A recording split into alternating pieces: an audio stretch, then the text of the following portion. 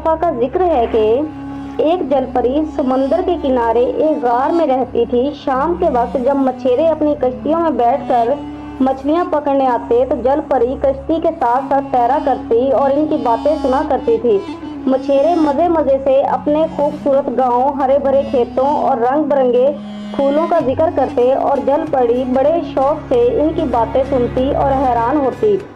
आखिर इसके दिल में भी ये खूबसूरत चीजें देखने का शौक पैदा हुआ। एक दिन जलपरी ने अपने दिल में इस दरिया में तैरने का इरादा किया जो मछेरों के गांव के साथ बहता समंदर में गिरता था।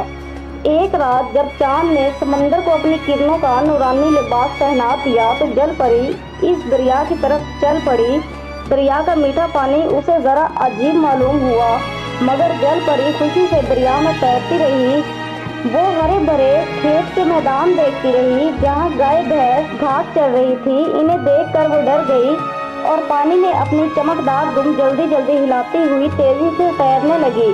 जब सितारे छट गए, सुबह की ठंडी ठंडी हवा चलने लगी। आसमान पर मशरिक की तरफ से एक जर्द सी रोशनी नमूदार हुई तो जलपरी अपने दिल में डरी कि कहीं उसे कोई देख ना ले। इस ख्याल के आते ही उसने अपना रुख बदल दिया और निहायत तेजी से हाथ और दुम मारती हुई अपने घर की तरफ लौटने लगी। ऐन इसी मौका पर एक नौजवान अपनी भेड़ों को पानी पिलाने के लिए दरिया की तरफ चला आया था। इसकी नज़र जलपरी के चांदी जैसे जिस्म पर पड़ गई। इसने जलपरी को आवाज़ दी। जलपरी ने पलट कर देखा। वो इस कदर हसीन थी कि उसे देखकर लड़के ने अपनी सुध बुध खो दी। वो हैरत ज़दा जूं का तू खड़ा रहा, इसके मुंह से एक अल्फाज न निकला। जलपरी ने लड़के पर नजर पड़ते ही जोर से एक चीख मारी और पानी में गोता लगा दिया। फिर पानी के नीचे ही नीचे बहुत तेजी से समंदर की तह में तैरती गई।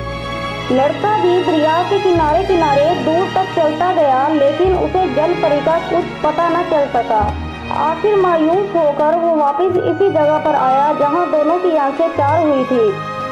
किनारे पर घुटनों के बल बैठ गया और दरिया की लहरों को बड़े गौर से देखने लगा, मगर जलपरी नजर न आई। सारा दिन लड़का इस उम्मीद में कि शायद मैं एक दफा फिर इस जलपरी को देख सकूं वहीं बैठा रहा, लेकिन जलपरी नजर न आई।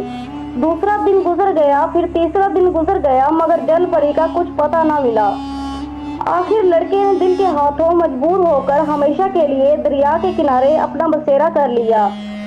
अब तो लड़का हर वक्त घुटनों के बल बैठा रहता और टिकटिकी लगाकर पानी की तरफ बड़े गौर से देखता, लेकिन जलपरी दोबारा नजर न आई। इधर जलपरी को अपने गार में सही सलामत पहुंचकर फिर कभी इंसान और इसकी चीजों को देखने की इजाजत न हुई। इसने दोबारा समंदर से निकलकर दरिया का रुख कभी नहीं किया। कुछ अरसे के बाद लड़के ने भूख प्यास से वहीं अपनी जान दे दी।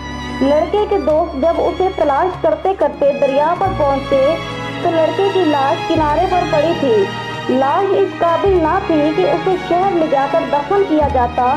चनाचा इसके सब दोस्तों ने ये फैसला किया कि उसे यहीं दफन कर दिया जाए।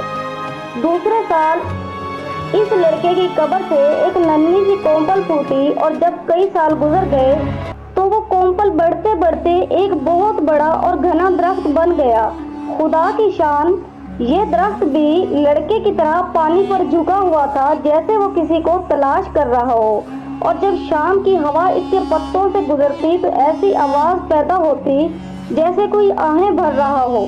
लोगों में ये दरख्त अब तक रोने वाला दरख्त मशहूर है।